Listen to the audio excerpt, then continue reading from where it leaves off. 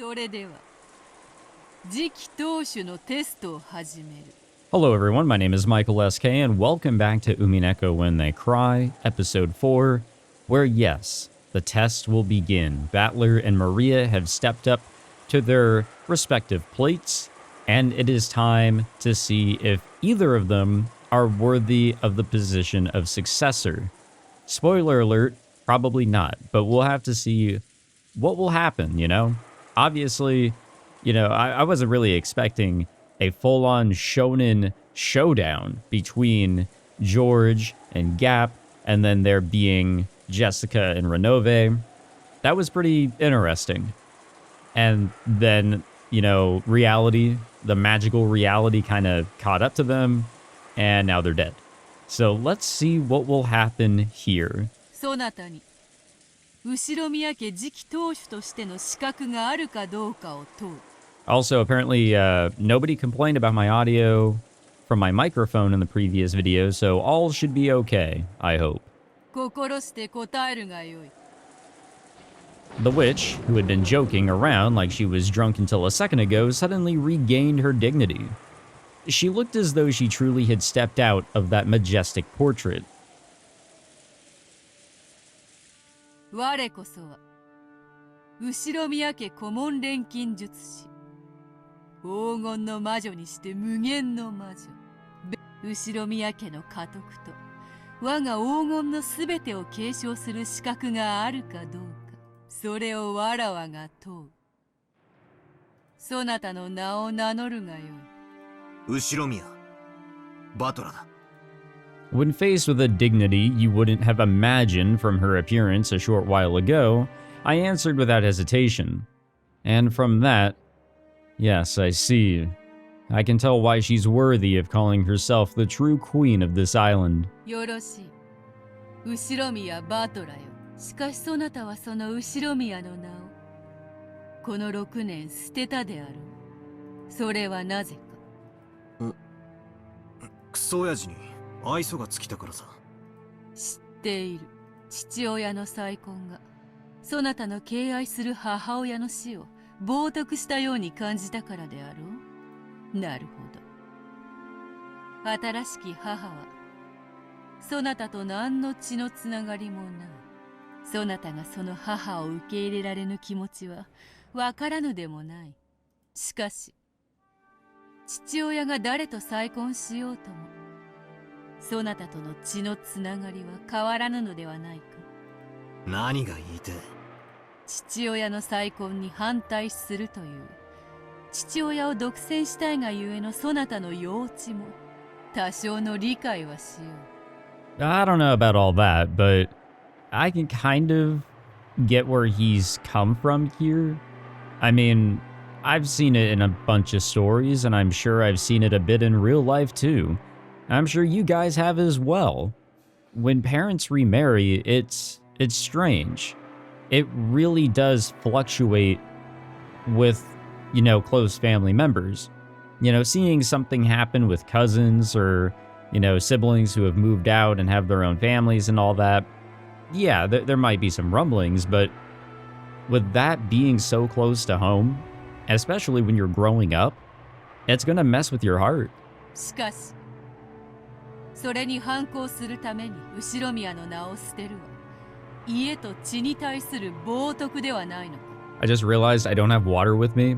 I have Sprite. So, yeah, that's fun. そなたは後宮 I hope I don't get too dehydrated here. 育まれてきたのではないか。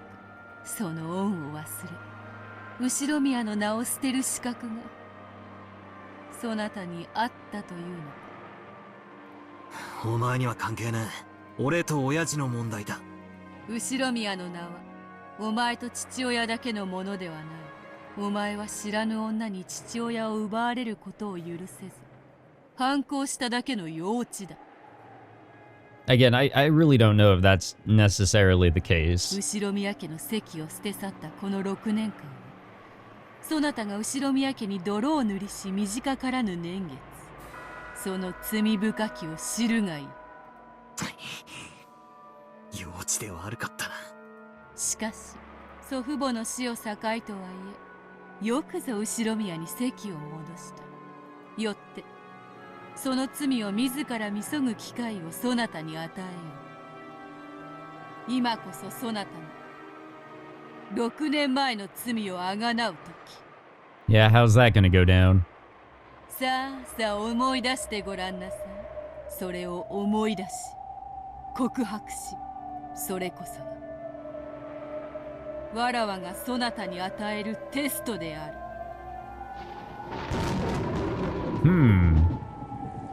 That's interesting. At that time, a massive thunderclap rang out, making my mind go blank. 懺悔せよって謝れって言いたいのかよ。もうテストは始まっているぞ。そなたの好きに考えるがよい。 The witch's expression did not look like a person forcing a tough question on someone and sneering at them. She was asking seriously, and he could even sense a quiet determination. Even though the rain fell on Battler, he did not shift his eyes from that gaze. The witch threw her umbrella away. She abandoned herself to the falling rain, so that the rain would fall on her until Battler answered that question. She had chosen to let the rain fall on her as well until he reached an answer. For some reason, Battler understood that, and yet he didn't understand. いや、まあそれを言われりゃ幼稚だったとは思うぜ。何のかんの言ったって親父に育ててもらった恩は親父が再婚したからってチャラになるもんじゃねえ。親父は養育費は常に送り続けてくれたそうだし、学校の行事にも参加したいと言っててくれたそうだ。それを俺が絶対に来させるなとじいちゃんたちに言ってたから来させなかっただけで。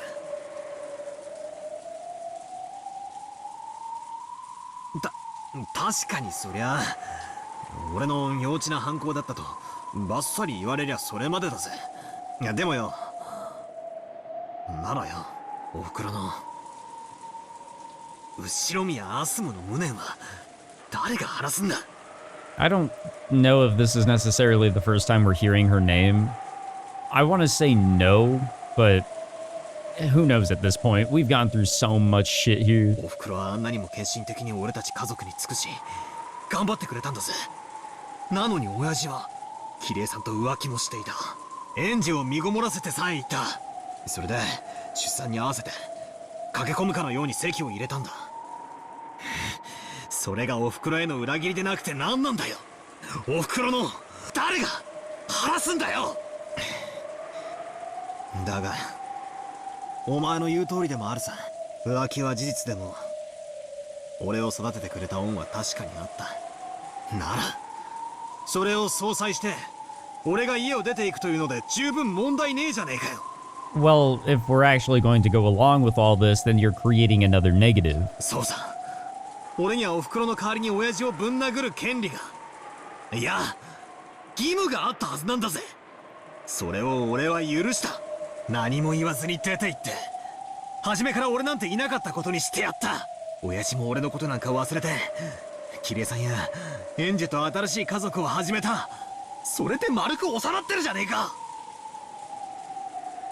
But since then, 6 years have passed. Time healed the anger. Kirie's-san understood my anger. And even so, she tried to interact with me, even if it meant tearing her heart apart. Ange didn't know anything about the situation. And even though I lived in a separate house, she was raised believing that I was her real big brother and loved me as if it were true. Dad casually said to come home anytime I wanted.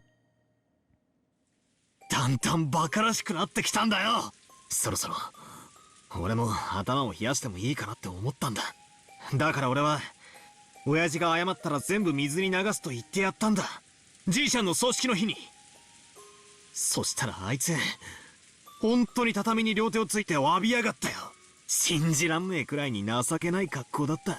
あの格好つけた親父が本気で頭を下げやがったんだぜ。それを見たらなんだかもうバカらしくなっちまった。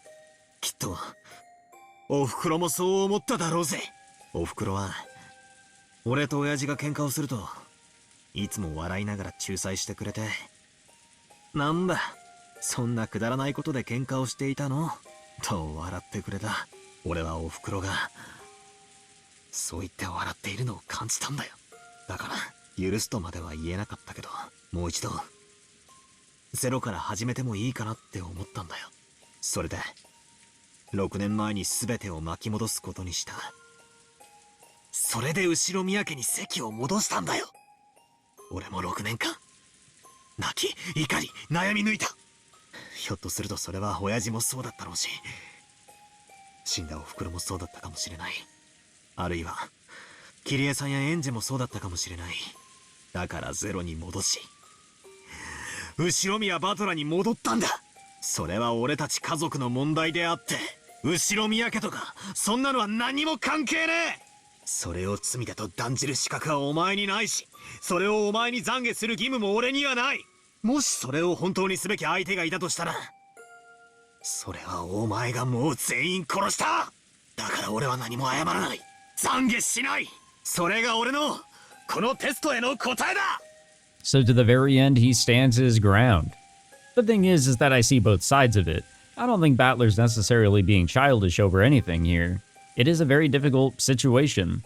But from the perspective of Beatrice, where, you know, the family is this very righteous thing, this thing that should have had a lot more respect from Battler, well, Battler's attention was more so into his immediate family, his father. Not necessarily the rest of the family, but he obviously dragged the rest of the family and the family name into the mud with him. Or through the mud as he was fucking running away. However you want to say it. But I can see both sides of it. I don't think there's necessarily a right or wrong here. Whether there's a sin or not, I don't think there is. But definitely an apology that should have gone Rudolph's way. Part of me had fully responded to her provocation, and I'd supposedly vented out all the stuff I'd kept inside my chest. Stuff I hadn't wanted to show anyone. That was what the witch had supposedly been expecting. And yet the witch's blank expression didn't change in the slightest. I'd been sure she'd start cackling and guffawing, sneering at my childish, foolish, and shameful past. But to the contrary, I could feel a sense of disgust about her. Something you could almost call disappointment. それだけも何も。俺は洗いざらいをぶちまけたぜ。何が不満なんだよ。まだ罪の清算が足りぬ。清算？なんだよ。親父みたいにここに土下座して謝れってのかよ。違う。お前たち家族もお前の家での話になど興味はない。ここはどこだ？六軒島だ。後宮本家の本宅である。この場所にふさわしいそなたの思い出すべき罪があるのではないか。他に俺に罪があるってのかよ。思い出せ。そしてそれを思い出せぬことがそなたの罪。I wonder if something actually did happen here. だからこそ許そう。それを思い出せたなら許そう。それを思い出すことがそなたへの贖罪のテストである。思い出せって言われてもよ。思い出せ。だからこそ罪なのだ。悪いがベアと俺には身に覚えがさっぱりだ。なんだか6年前の俺がお前に迷惑をかけたみたいな雰囲気だが、俺はお前とは今回の親族会議が初対面のはず。確かにお前の伝説は6年前の当時にも存在していたが、俺との面識は当時にはなかったはずだ。無論である。6年前の六軒島においてわらわはまだ権限していない。なら俺に何の罪があるってんだ。俺にお前に対する罪が何かあるってのか。同じことを二度言わせるな。わらわは6年前には権限しておらぬ。そなたと面識などあろうはずもない。そなたという世界において存在しないも同じだ。Beato's cold eyes felt as though they were pursuing some kind of sin. At a glance, it felt as though she still hated me for something I had done to her, and that she blamed me for it. However, I naturally didn't have a clue, and Beato had said it herself. 6 years ago, there was no link between us. 6 years ago, no person called Beatrice existed for me. ヒントくらい。その罪とやらは、俺とお前に関係がある。わらわは6年前にはそなたと縁がない。わらわのことはいい加減に考えから外せというのだ。なぜわらわへの罪だと思うのか。お前の目さ。目？ほう。お前の目がさ、詫びろって俺に囁いてくるんだよ。Maybe to her it feels personal because she is, I guess, the embodiment of the family. She is Ushiromiya. だが、俺はお前なんか6年前に縁はねえし、それはお前も認めたはずだ。本当なのか？本当に俺とお前の問題ではないのか？違うというのに、わらわとそなたの問題など全く関係ないよ。だがよ、お前の目がそうだと言ってるんだよ。だから俺にはさっぱりわからねえ。赤で言えるが、お前が思い出すと言っている罪が俺とお前の間のものではないと宣言できるか？よかろう。The sin I am now demanding that you remember is not between Ushiromiya Battler and Beatrice. なら、なぜそんな目で俺を見る？ There's something that Battler may have done that then affected her, maybe? Maybe affected others? わからぬ。 Or maybe she feels that others being affected have affected her? Or she's just not happy with how Battler went about his stuff. It hurt family, therefore it hurt her. I don't わらわ know. はそなたを、こうそれをそなたがそう感じるというのならば、それはそなたにそう感じる何かがあるのではないか。俺に何の罪があるってんだ？後宮バトラには罪がある。どんな罪だってんだ？どうせ叩いたとかごまかしたとかくだらねえ罪だろ。When I think about a sin, and keep in mind, guys, I'm not religious whatsoever, so I can be way off the mark. But when I think of sin, I think of something horrible. So not necessarily physically hurting somebody, or like a punch, basically, or playing a joke on someone like Battler is saying here. But like, if you leave a permanent damage of some sort, physically, mentally, emotionally, or if you destroy something permanently, or if you ruin the relationship ties between you and others, or if you're the reason that relationship ties are ruined between others, maybe something like that. そなたの罪で人が死ぬ。 Okay, that's sort of what I was thinking here. A sin that brings on a more permanent damage. 嘘つけ。 So according to... Wait a minute. Hold on, let's keep going here. Hold on now. 俺は誰も殺してなんかいない。 How did his mother die? じゃあ言えよ。俺が誰を殺した？いつ？誰を？どうやって？そなたの罪によるこの島の人間が大勢死ぬ。 She's saying that it's because of Battler that people died on this day? 誰も逃さず、すべて死ぬ。 She's saying that something that Battler did led to the deaths of people here today, despite, like, completely regardless of the rendition of the story, people will die, and it's because of Battler? 何をわけわかんねえこと言ってんだ。俺がみんなを殺したって言うのかよ。俺は殺人鬼か？そなたが直接手を下すわけではない。しかしそなたが罪を犯したからこそ6年にもわたる歯車の狂いにて歪みが生じ、今夜これだけの人命が失われるのだ。そなたはこの惨劇の原因の一つである。Okay, she's not necessarily saying this in red, but it's something to consider. He is one of. That's a huge point here. He is not the cause of this tragedy, but a part of it. He led to this in some way. But he's not the sole reason that people died here. いい加減にしろ。俺が原因だ。じゃあなんだ。俺が6年前に後宮の席を捨てたから13人が死んだってのか。俺が6年ぶりに後宮家に帰ってきたから13人が死んだってのか。ふざけるな。いい加減にしろ。俺はこの6年間最も後宮家から遠ざかっていた男だぜ。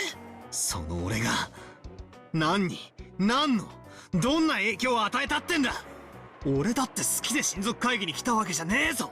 6年ぶりによりを戻したからこれまでの期間のけじめってことで渋々と六軒島まで来たんじゃねえか。別に俺は今日ここへ来る義理なんてなかったんだ。その俺が帰ってきてそれが理由で惨劇が起こった。じゃあなんだ。俺が帰ってこなければ誰も死なずに済んだってのか。赤で言えよ。俺がもし帰ってこなかったらこのおかしな殺人事件は起こらなかったと赤で言えるのかよ。言えるわけねえさ。お前が全ての犯人なんだからな。 But how could somebody that doesn't exist be the culprit for everything, Battler? Come on now. 苦笑要求後宮バトラがもしも六軒島に戻ってこなかったら言えるものなら言ってみろ。言えねえだろ。言えやしないのさ。犯人はお前なんだ。勝手にその責任を俺になすりつけるんじゃねえ。答えろよ。苦笑してみろってんだ。できやしない。事件に俺の存在なんか関係ないのさ。わけのわかんねえことを言って俺を混乱させるんじゃねえ。 Okay, well that was fun. I began to remember the coldness of the raindrops that kept pounding down. The rain earlier had just hurt, but now I felt a tormenting cold from those raindrops. I wonder, will the Battler come to some sort of conclusion here in the story? Because the Battler, you know, outside of the game board, if you will, he's, you know, a little tied up mentally. He's been going through some shit. He might not necessarily be in the right headspace to consider what is really going on here. There might be something that Battler can piece together here in the story that the Battler on the outside can't. 思い出すことはない。悪いが俺にはさっぱり心当たりがねえ。 Oh, never mind. おい、俺は少しイラつき始めてんだぜ。言いたいことがあるなら言えよ。俺に恨みがあるなら堂々と言えばいい。思い出せなんていやらしい言い方をするんじゃねえ。もう一度聞く。何も罪。ああ、何にも思い出せねえな。 Uh-oh. Uh-oh. 何も思い出せぬというか、これにて未練は尽きたか。うん。望みなき賭けも賭けねば未練が残ろう。それでよいのだ。賭けることに意味がある。そうかもしれぬな。ならばこれにてわらわの未練もゲームも終わりだ。 What? そなたはどうする？さあな。わらわはもう何の興味もない。すまぬがわらわはこれにてゲーム版を降りさせてもらいたい。そうか、わかった。後のゲームはわらわが引き継ぐ。 Why do we have two Beatrices all of a sudden? Okay, so I was sort of piecing this together. The Beatrice here, the one on the right, and the one that we saw in episode 2, can we really say that they are the same character? A Beatrice that exists in the story? Or is Beatrice inserting herself into the story? That I wonder. So I'm a little conflicted here all of a sudden. そなたは休め。うん。後のことはすべてわらわが終わらせる。そなたはすべてを忘れて枕に顔をうずめよ。羽の布団はそなたをすべてから優しく守ってくれるだろう。後片付けを頼む。任せよ。後のことはすべて任せ。眠れ。 What the fuck, man? The witch who had questioned Battler hid herself, and the other witch who had appeared from behind remained. She certainly was identical, the same witch, but her expression was somehow indifferent and ice-cold, completely removed from the one who, well, despite seeming drunk up until then, had been in high spirits. おい、聞いてるのか。テストとやらはもう十分だろ。合格だろうと不合格だろうとどうでもいいぜ。お前の横っ面をぶん殴ってやらなきゃ気が済まねえ。降りてきやがれ。さもなきゃここの扉を開けやがれ。 The witch did not answer. Her eyes were as ice cold as Battler's shoulders. She was now clearly a different person since the time that she had first appeared on that balcony. The witch gazed into my eyes and gave 2 small shakes of the head. Even without words, I was able to gather that she was expressing some kind of disappointment. Without saying anything, the witch turned on her heels. After that, only Battler remained, the cold rain still beating down on him. Well, what the fuck, man? What is his supposed sin? There is something, apparently. The study was in the middle of a lively party. It seemed that Gap was making fun of Vergilia, having tripped her up in some stupid way. They were spitting Lily... Wait, how was she saying it? She was just saying, like, only a syllable of her name. And Vergilia does the same shit, but it doesn't really work? Kinda? I don't know. With this as a sideshow, Kinzo and Renove had opened a new bottle. Oh, 戻ったか。 Hey, you're looking lovely. どうであったか、バトラのテストの結果は。マリアのテストは文句なしに合格点であったぞ。 Not surprised. あやつを小娘とわしは長いこと侮っていたが、これはどうしていやはやなか。It seemed like Kinzo was dead drunk. Facing Beato, who had returned, he laughed at the same level of tension as the time that they'd left for the tests. However, Renove and Vergilia instantly noticed the change in enthusiasm. Gap had also froze her expression and went silent. どうしたベアトリーチェよ、我が最愛の魔女よ。酒が足りぬか、魚が足りぬか。土砂降りを浴びながら牛でも丸焼きにしようか。悪くない。ロノウェ、早速準備をせよ。ベアトリーチェよ、バトラのテスト結果は後だ。まずはスペアリブで乾杯といこうではないか。お前が丸焼きになるがよい。何? The witch who had spoken bluntly coldly passed by Kinzo's side as he doubled over laughing in a great mood. Then, behind the witch's back, the old summoner's body suddenly went up in flames. Well, we've seen this visual before.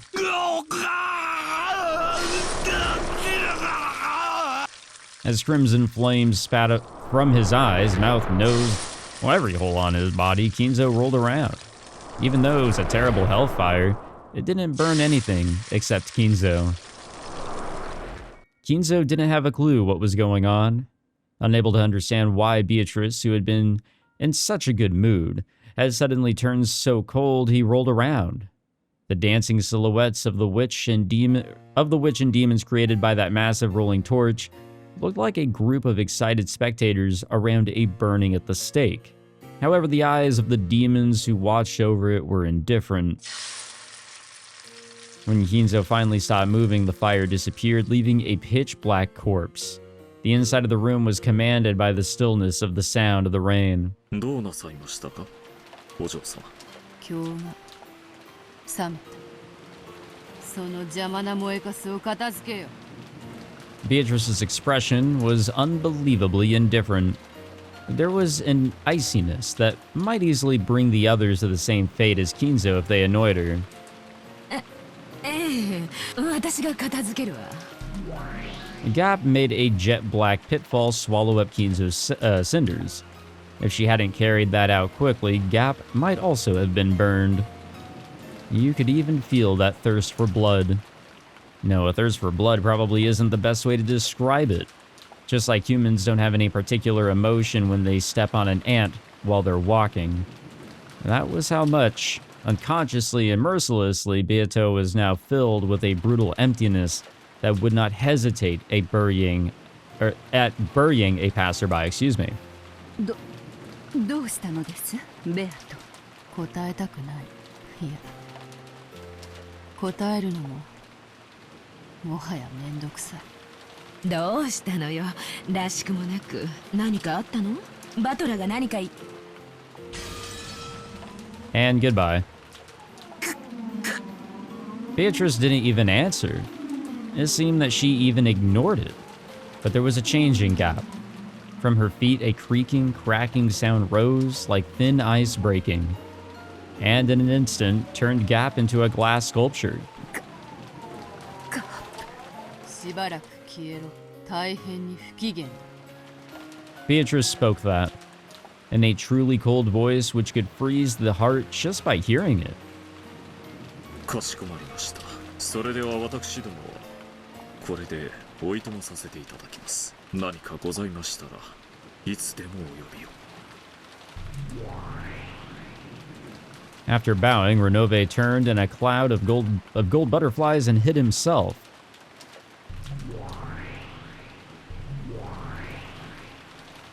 After turning Gap, who had become a sculpture, into a cloud of gold butterflies, Virgilia also turned into a cloud which mixed in with the others and disappeared.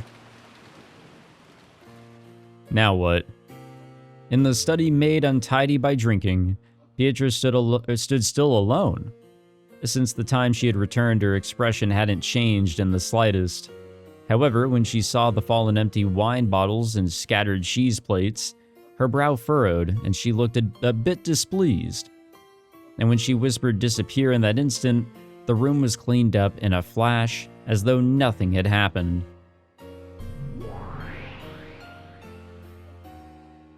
The reception chairs were neatly arranged, and there was no wine or cheese.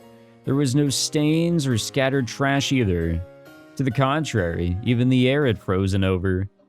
And enough to make one doubt whether a large number of noisy people really had been in this room until a short while ago, the study had returned to silence. In that silent, frigid study where even the air had frozen, Beatrice stood still. Then she called, muttering, バトラ、いるか。さっきからいるぜ。何なんだ。一体お前は。さっきから変だぜ。変に見えるか。それはすまぬな。あれだけ上機嫌に酒を酌み交わしていたクソジジイをいきなり焼き捨て、お前の友人の悪魔女もガラスの彫像、悪魔の執事もお師匠も消えろの一言でさっさと出てけだ。お前どんだけ気まぐれでわがままなんだか。バトラ、もうやめた。 The fuck you mean you're done? 何を。わらわはもう飽きた。はあ？そりゃまあ、お前が追っ始めたゲームだぜ。飽きてくれて助かるってもんさ。つまるところ投了ってわけだな。投了などではない。ただ終わるだけだ。いや、終わりもしない。このままゲームが永遠に放棄されるだけだ。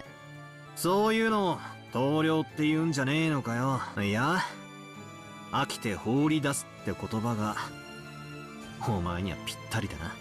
その通りだ。飽きたから放り出す。I am very confused as to what crawled up her ass and died all of a sudden. あとは知らぬ。そのまま放置されて好きに誇りでもかぶればいい。お前どうしたんだ。なんだかさっきからやりにくいぜ。まださっきのわけのわかんねえテストのことで尾を引いてるのかよ。俺に恨みがあるならはっきり言えばいいじゃねえか。お前は赤で自分とは関係ないなんて言ってみせたが、どうせ言葉遊びだろ。お前の顔に書いてあるぜ。俺を恨んでるってな。お前に恨みなどないと何度言えばわかるのか。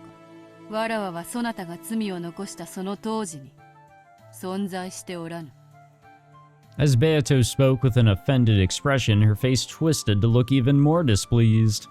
Fickle, inconsistent, moody, temperamental, selfish and simple-minded and cruel. But even so, she hadn't shown an expression as strange as this, even once until now. ま、お前がふっかけてきたゲームだ。俺も決着がつかねえのは残念だが、気が向いたらぜひまた誘ってくれよな。その時は謹んでご辞退させてもらうけどよ。He intentionally spoke in a mocking tone, but Beato showed no reaction. Battler hung his head and clicked his tongue. 何度も何度も10月4日と5日をぐるぐる過ごしたわけだが、これであさってには船が来る。そうさ。そして船着き場には海猫も戻ってくる。俺はようやくロッケン島名物のあのニャーニャーいう鳴き声を聞けるわけだ。何しろ島に来た時は天気のせいか全然いなかったからな。海猫の鳴く頃に全ては終わるってわけだ。終わり終わり。おしまいおしまい。せいぜいすら。何を。そなたは勘違いしておるのか。ん？何をだって。何も終わらぬと。これにて全ては放置され、ゲームは忘れられ、盤上の駒はそのままに放置される。So the game won't continue. The story is now frozen. 進みも戻りも、取りも取られもしない。勝ちもなく、負けもなく、引き分けすらもない。ただ放置されるのだ。つまりはおしまいってことだろ。違う。わらわの手番にて永遠にゲームが止まる。そなたの番は来ない。だから勝ちも負けも引き分けもない。かつてのわらわ。そなたにそうされるわけにはいかなかった。そなたに勝つという目的があったからだ。しかしそれに興味を失った。だからこれ以上手番を進める意味がもう何もない。俺に手番が来ないというのは。I had thought that Beato getting tired of the game meant I'd be released, and that I'd be able to escape Rokkenjima. But for some reason, Beato's repeated words about the difference between abandoning the game and settling it caught my attention. Just what is it that she's been saying, and why the bad mood? It's been a while since we've been here in the Purple Realm. At that time, I suddenly heard a voice from behind me. When I turned around, there was someone I thought I might or might not remember from somewhere. A mysterious girl with no light in her eyes was standing there. その子が言っているのはこういう意味よ。このゲームが駒をそのままに蓋を閉じられるということ。ゲームは終わらないまま永遠に留め置かれる。あんたが元の世界へ戻ることのできる唯一の方法はベアトに勝利することだけ。 But now we can't do that. つまりベアトがゲームを放棄しちゃうってことはわかる？ Suddenly in a different place was a girl wearing a bright pink dress. I had a feeling I'd met her somewhere too, but I couldn't remember. More important was the meaning of her words. If the game is abandoned, then... Huh? そういうことよ。勝負は敵味方が揃わなきゃ決着しないわ。あなたにはもう永遠に勝利してこの世界から抜け出すことができないということよ。さしずめ、あなたを閉じ込めた檻の鍵をハトの首輪にでもくくりつけて飛ばしてしまうようなものかしら。冗談じゃないわベアト。そんなつまらないゲームを見に私たちははるばるここまで来たわけじゃないのよ。これでゲームをお開きなんて冗談じゃないわ。ラムダに同じよ。私はバトラーを勝利させ、あなたを敗北させてのたうち回らせるためにやってきたのよ。まだその目的を達していない。こんなところでゲーム放棄されて逃げ出されたんじゃたまらないわ。今日らを失望させるゲームの幕切れとなったことは認めよう。しかしこの茶会のホストたるわらわは何しろ気まぐれ。 Oh, we're all aware. 今日が覚めればもてなす術など知らぬ。もとよりそれがわらわの魔女たるゆえんのはず。何も問題はなかろう。確かにあなたの競技には反しないわ。私は認めないわよ。ふざけんじゃないわよ。あんたにどんだけ肩入れしたと思ってんのよ。ここまでお膳立てさせてこれではいおしまい。ふざけんじゃないわよ。わらわは飽きたと。それ以上も以下もない。そうはいかないわよ。あんたにはこのゲームを続けてもらうわ。バトラーに勝利したいんでしょ。勝って屈服させたいんでしょ。もう一息じゃないねえ。そこで俺に振るんじゃねえ。ただ俺にも意見はある。言わせてくれ。何か。こいつはお前に売られた喧嘩だ。俺はお前とはっきり白黒をつける覚悟がある。何度か屈服しかけたが途中で逃げ出して勝負をうやむやにして逃げるつもりだけはさらさらねえ。俺がここにいて戦う意志を見せている以上逃げるんじゃねえ。同感だわ。 Hello, Ange. バトラーを巻き込んでおいて勝ちも負けも与えずに立ち去るなんて無責任にも程がある。 Suddenly, even Gretel was there, and everyone was calling Beato irresponsible.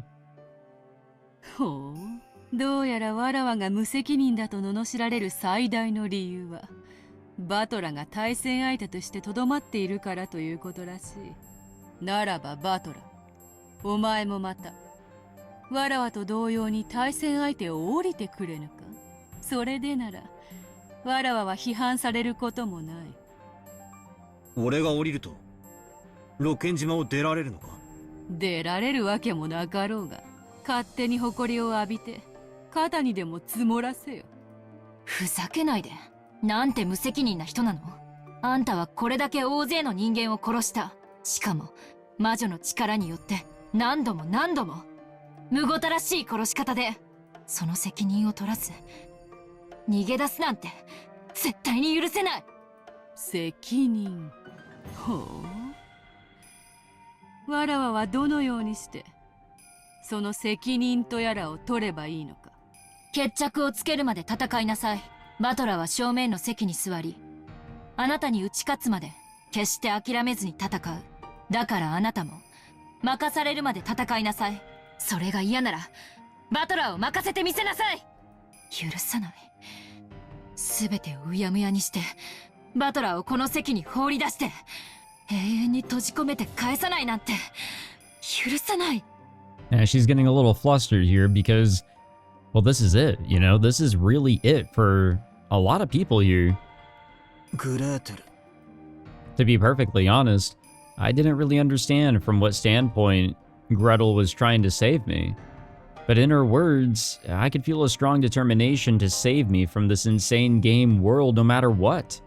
So I responded in kind. ベアト、こっちを向け。俺はここにいる。お前の正面のライバルの席だ。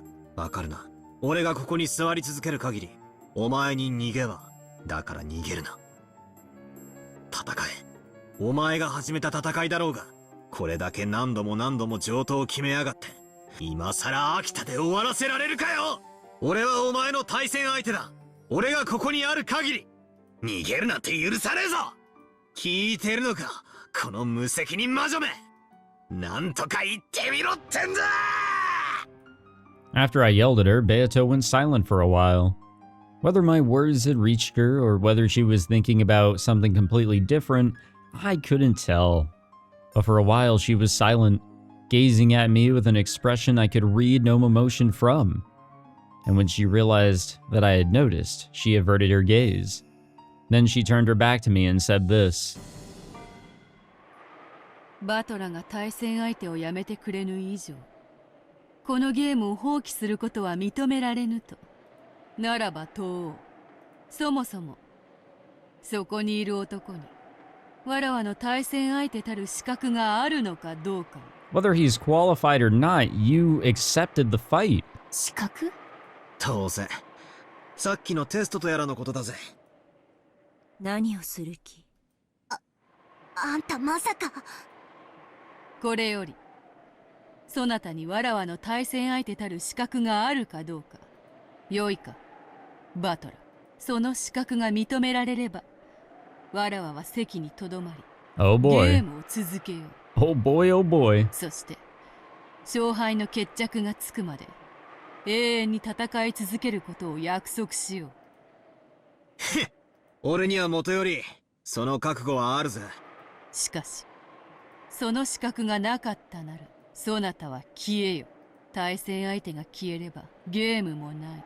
わらわは堂々とここを立ち去れる。今日らもよろしいか。口出しは無用。Well, this is a little risky all of a sudden. どうぞ、お好きなように。バトラ、あんた、しっかり答えるのよ。資格があるからこそ、俺はここにいるんだろ。何も怯えることなんざねえぜ。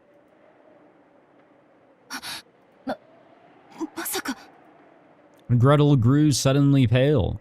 I thought her to be the calm, collected type, so that expression surprised me. それではバトル、赤で復唱してもらおう。Oh. 俺に副賞要求ってか。俺のお箱を奪いやがって。しかし、赤き真実って俺でもできるのか？どうやるんだ？そうだと念じればできるわよ。簡単よ。俺の名は後宮バトラ。Ha, that was easy. おお、こりゃ面白えや。やめて！あんたの狙いは読めてるわ。でもそれはやめて。彼は。 When Gretel yelled, Beato glared at her. Then her form was wiped away in an instant. うるさい。そなたはしばらく席を外せ。今日らもであるぞ。口出しをするならば容赦せぬ。邪魔はしないわ。どうぞご自由に。ベル、まずいでしょうが。あいつ消す気よ、バトラを。Yeah, I have a feeling. I don't know what specifically what she's trying to do here, but I think the idea is that she's going to have him say something in red. She's going to create a truth. Now, I've been skeptical about these, things being said in red, but what if what she's going to have him say is an actual true thing, but something that will also destroy who Battler is today? なんだと、あいつ。何を企んでやがる。それでは資格を問うぞ。面白いな。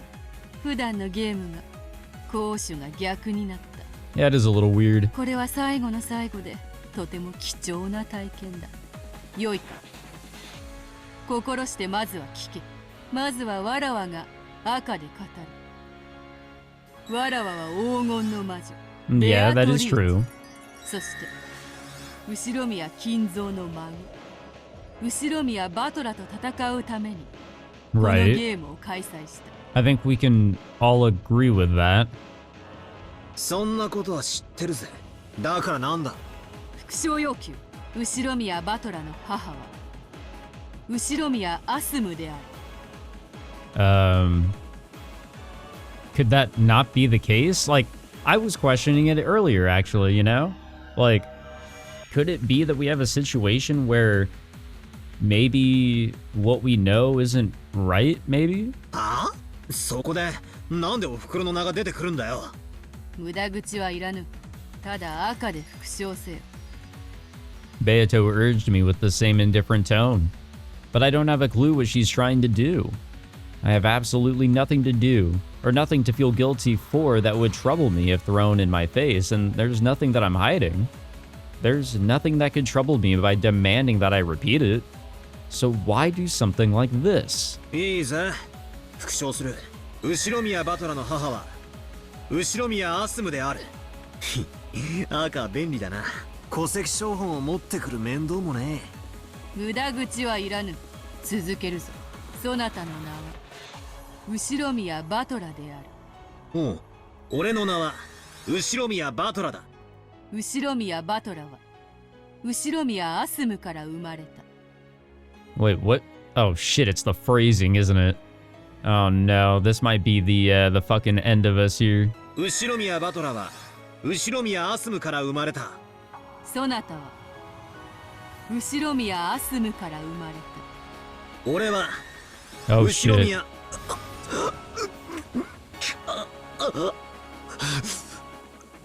At that time, my throat suddenly closed.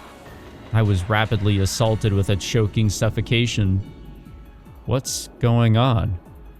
One more time. 俺は後宮アスムから生まれた。 That wasn't in red, though. くそ。俺は後宮アスムから生まれた。なんだ。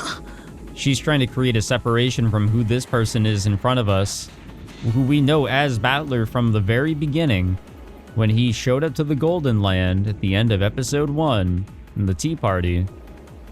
And then the Battler, like, actually Battler.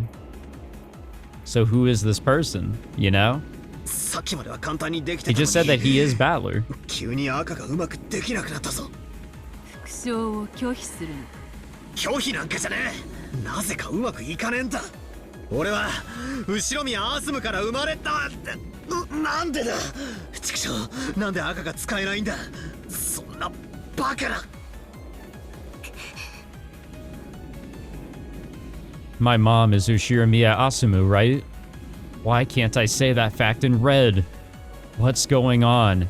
Maybe it's less of a fact of there being a separation between Battler and Battler, but more so, who is Battler's mother? The person standing before us, you know, who is his mother? This is... 語れぬ赤を無理に語ろうとすると窒息するぞ。無理をしなくてよい。以上の事実から。わらわはそなたを青で追求させてもらう。覚えているな。青は相手を否定する仮説を宣言するのに用いる。Okay, yeah, thank you for the reminder because I did actually forget. それは赤での否定が義務付けられる。それがない場合、勝利となる。では、マイルズ。以上の復唱要求、並びに復唱拒否から、わらわは、そなたに対戦相手の資格がないことを宣言する。Oh no. なぜならベアトリーチェは、後宮金蔵の孫である後宮バトラと戦うためにゲームを開催したからよって、対戦相手であるそなたには後宮金蔵の孫である後宮バトラであることを赤で宣言する義務が生じる。Which he did state. それに対する復唱を No, そな no. たは拒否した。No, no. これは資格の喪失を意味するものである。No, no. Look. Look, look, look, look, look. It's up here somewhere, right? Look, look. My name is Ushiromiya Battler. Ushiromiya Battler's mother is Asumu, right? Yeah. If you piece the two things together, like, why is there such a disconnect?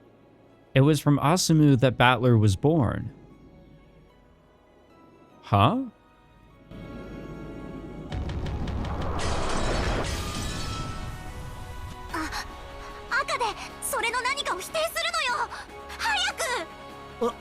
Ah, 俺は後宮バトラだ。それを赤で復唱できている以上、俺はお前の対戦相手のはずだぜ。そなたが後宮バトラの名を持つことは、しかし人命は独占されたものではない。複数の人間が後宮バトラを名に持つことは可能である。I strongly doubt that that's the case with this man. すなわちこういうことだ。そなたは後宮アスムの息子後宮バトラと。なんだとバカなこと言うんじゃねえ。俺はお袋の子だぞ。後宮アスムの子だ。俺は後宮アスムから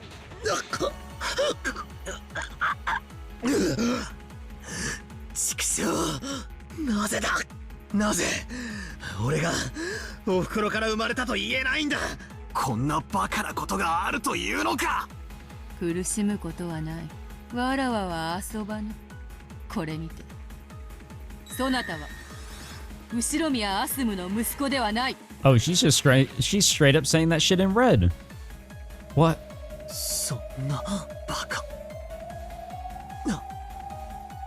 Wait, he did mention how Rudolph was cheating on Asumu with Kirie back then. Could it be that Battler was also Kirie's son? そなたは誰？後宮バトラーを名乗る何者なの？ちょっと待てよ。俺は後宮バトラだ。俺は後宮アスムから生まれた親父とお袋の息子だ。いいや、わらわの対戦相手たる後宮バトラであるはずが、その証拠に。証拠だと？そなたは6年前の罪を。いいや、真の後宮バトラならば。だが結果的に罪は起こり、6年の月日が空白となって、当時を何も知らぬ男が後宮バトラを名乗ってロッケン島へ姿を現した。 Is that what she's trying to state here? その真相はこうだ。 She's trying to state that Battler died 6 years ago. The man that we have before us isn't necessarily Battler, but he took the place of 6 years ago. My opponent, the true Ushiromiya Battler, was already dead. You were part of a plot by Rudolph having something to do with distribution of the inheritance. A body double set up in Ushiromiya Battler's place. そんなバカなことがあるもん。そんなバカな。バトラ、しっかりしなさい。まあ言い返せないなら仕方がないわ。バトラにその資格はなかった。そういうことよ。ベル、それでいいの？それを認めちゃったらあんたも負けちゃうのよ。あんたは勝っちゃうんでしょうが、なんでバトラの肩を持ってるの？ Yeah, she's kind of playing both sides here, isn't she? 残念よ、バトラ。あなたにベアトリーチェの対戦相手たる資格がなかったなんて。私も迂闊だったわ。資格のない駒に張ってたなんてね。私の乾杯だわ、ベアトリーチェ。負けも勝ちもない。ただ対戦相手が消えるだけだ。元からいなかったと言うべきか。じゃあよ、俺は誰なんだよ。俺は親父やお袋の子じゃ Just say it in red. ないのかよ。 Say that you're Rudolph's son. 俺は誰なんだ。 Stop questioning shit. 何なんだ。 State what is fact. お袋の子じゃないってんならなんだよ。縁もゆかりもない赤の他人の子だとか。それならば金蔵の血は引いていないことになる。いずれにせよそなたにこのゲームの対戦資格はない。バカなバカな。もうよい。もともとそなたが後宮バトラでない可能性もだから問わねばならなかった。本当のバトラなら知っていることを聞かねばならなかった。残念だ。そなたがひょっとしたら本当に後宮バトラであるかもしれないとわらわも1000兆分の1の奇跡にかけたのだ。だがやはりそなたは同姓同名の別人だった。 Yeah, what the fuck, honestly. Bit by bit, Battler's form began to be clouded in darkness. No, maybe it was the other way around. The whole world was clouded in darkness, leaving only Battler. Battler was down on all fours, hanging his head and repeatedly questioning himself. However, he was not given an answer.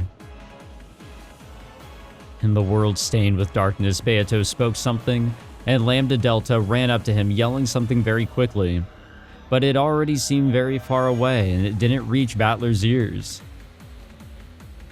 Then he, not knowing who he himself was, erased himself. What? Excuse me?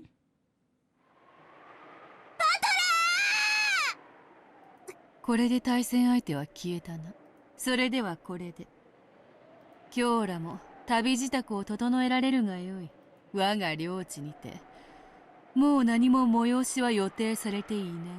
それではごきげんよう。さらばだ。Well, so that's it. Without saying anything more, she clouded her own form in darkness as well and disappeared.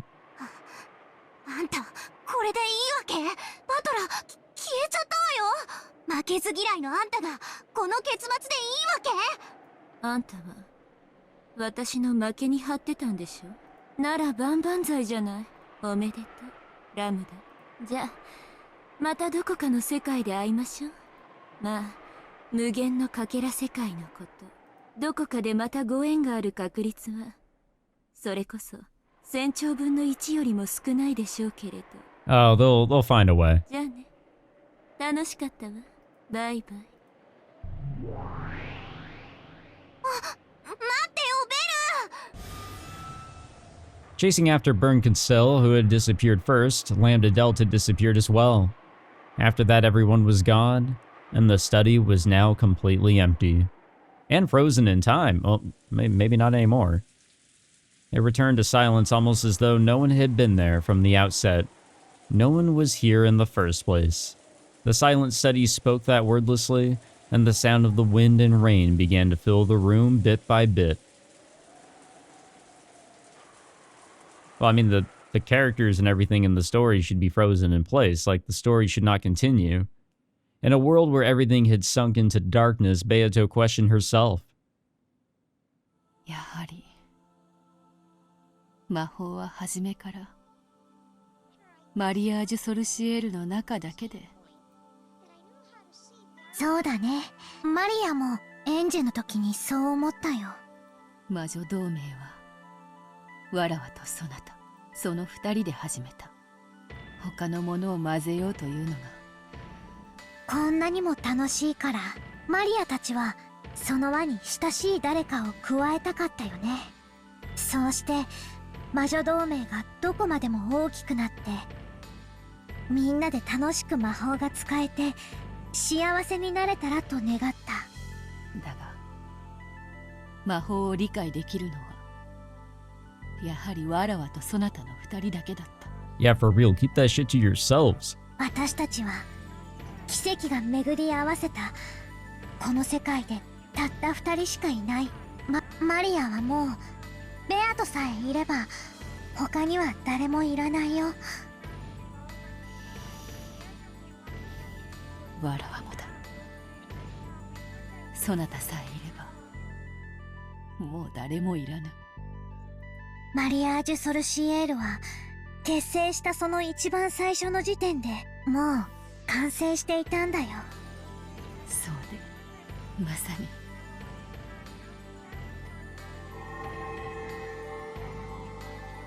Guys, I've said this shit so many times, and I will say it again. Oh, wow. The fuck's going on here? It was once a witches' alliance to make everyone happy together with magic. I wonder when it got this screwed up. What did I want to do when I started this game? I can't really remember even that. No, I may remember, but that's a feeling I now wish to throw away to the far side of oblivion. いいよ。何もかも忘れてしまおう。二人だけのマリアージュ・ソルシエール。私たちは互いを認め合う。そして誰にも傷つけられない。だからもう傷つかない。泣かない。すべて忘れよう。ね、ベアと私たちは。永遠だよ。マリア。Okay, as I was saying, yeah, I've said this shit a whole bunch of times. I have no idea what's going on. Like, really, what the fuck? What the fuck? God damn it, we're going back to the future, which could also be the present. I take it we're on our way to Rokkenjima. 天草、それ切ってくれる？ What? This is some jazz right here. Maybe, I don't know. But yeah, we'll wrap it up on this one here. I don't know what the fuck is happening, guys. I really don't. Oh well. We'll see what's going on here as Ange gets over to Rokkenjima for a couple hours of investigating. Should give her enough time to check out the damage. But yeah, I don't even know what words to use to sum this one up, guys. I really don't. Oh well. Thank you all for tuning in. If you enjoyed, be sure to leave a like, subscribe, and I'll catch you guys in the next one where hopefully things are a little bit more coherent. And they won't be. See you guys.